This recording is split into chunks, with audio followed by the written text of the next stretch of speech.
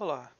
Neste vídeo nós vamos unir todas as informações que tivemos nos vídeos anteriores para esboçar gráficos de funções.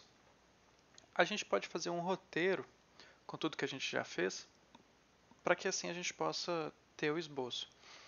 O roteiro segue a seguinte: uma vez que a gente sabe qual é o domínio da função, a gente então determina os pontos críticos da função, que são os candidatos a extremantes locais e globais.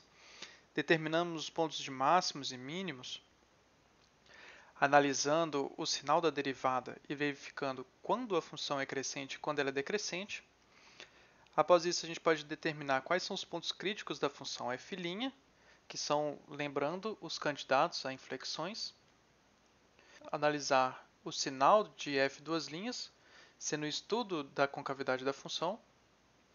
E, por fim, buscar pelas assíntotas horizontais e verticais.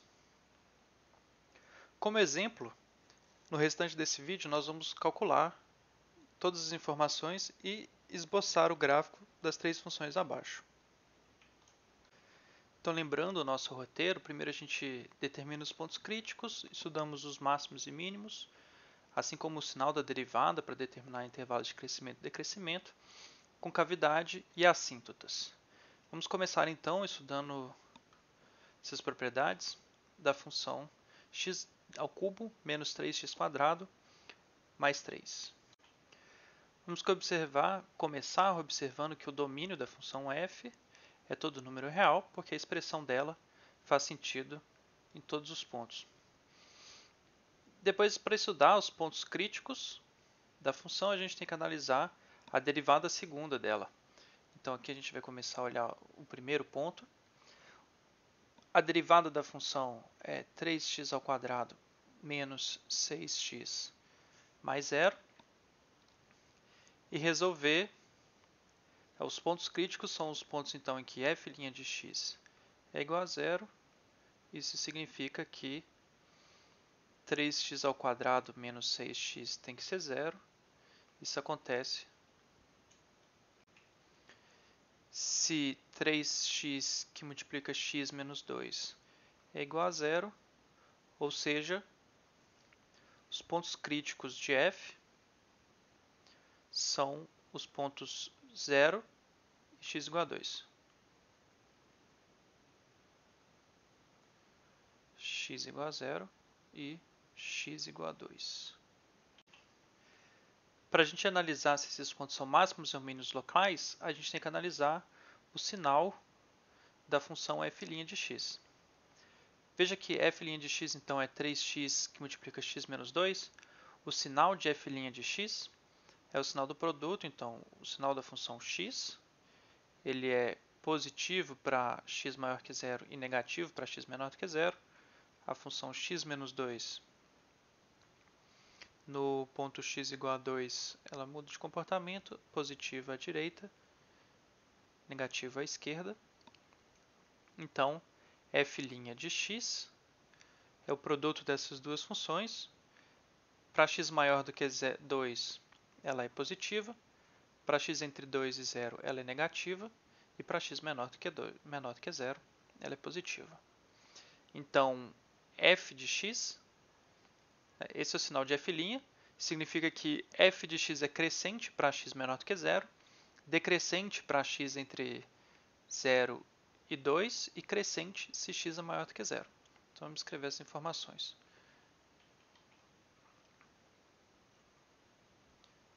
F de x é crescente se x é menor do que 0 ou x é maior do que 2 e decrescente se x está entre 0 e 2. Logo, pelo teste da primeira derivada,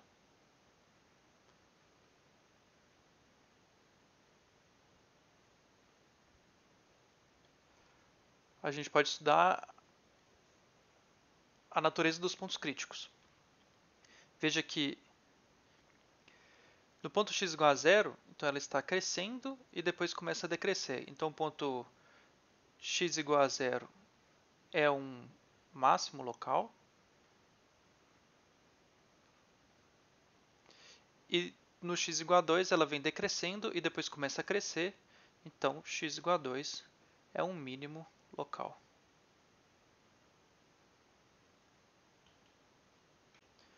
No terceiro passo, a gente quer estudar os pontos de inflexão. Para isso, a gente precisa analisar os pontos críticos da f'. A f', no caso, é 3x² menos 6. Então, a gente tem que analisar os pontos que anulam f duas linhas. F duas linhas, então, vai ser 6x menos 6. E os pontos tais que f' f duas linhas de x é igual a zero, são os pontos, então, em que 6x menos 6 é igual a zero, ou seja, x igual a 1. Então, esse é o candidato a ponto de inflexão. Para verificar se ele é ponto de inflexão, a gente tem que analisar se a função muda de concavidade no ponto x igual a 1. Então, só para a gente lembrar aqui, a gente está procurando os candidatos. E na quarta parte, a gente analisa a concavidade.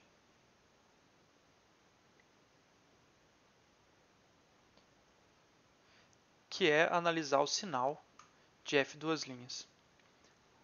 A função f duas linhas está calculada ali em cima, 6x menos 6. O sinal dela, então, a gente vai ter que f duas linhas de x vai ser maior do que zero se x é maior do que 1. E f duas linhas de x é menor do que zero se x é menor do que 1. Logo, a concavidade da função é para cima se x é maior do que 1 e para baixo se x é menor do que 1. Então, f tem concavidade para cima se x é maior do que 1 e para baixo se x é menor do que 1. Isso significa que o ponto x igual a 1 é um ponto de inflexão da função f, já que a concavidade está mudando quando a gente passa do ponto 1.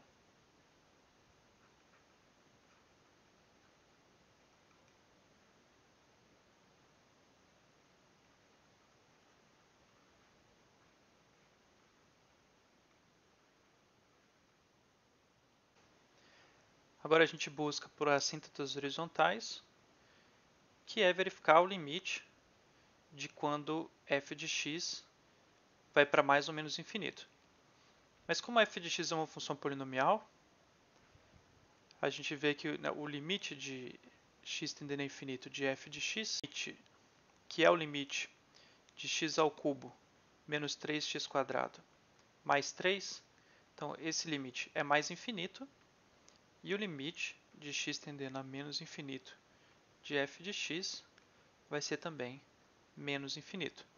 Ou seja, esses dois limites não são números reais, então a função não tem assíntotas horizontais. F não possui.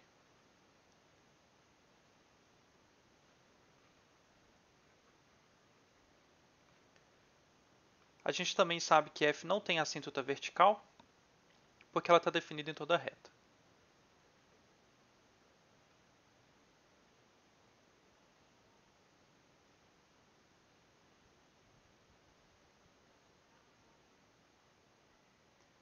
Está definida.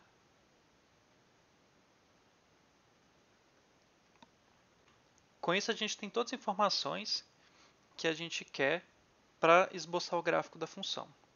Então, mais abaixo eu vou desenhar um eixo de coordenadas. A gente junta as informações.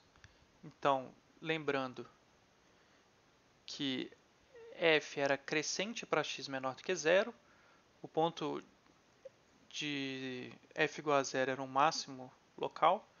No zero, a função vale 3.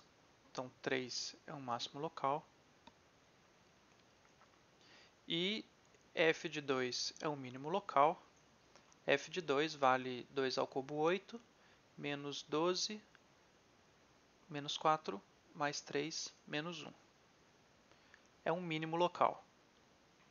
Lembrando também que ela tem uma inflexão no x igual a 1. Para acrescentar informações, veja que f de 1 vale 1 também. A concavidade é para cima para x maior do que 1 e para baixo para x menor do que 1. Não tem assíntotas.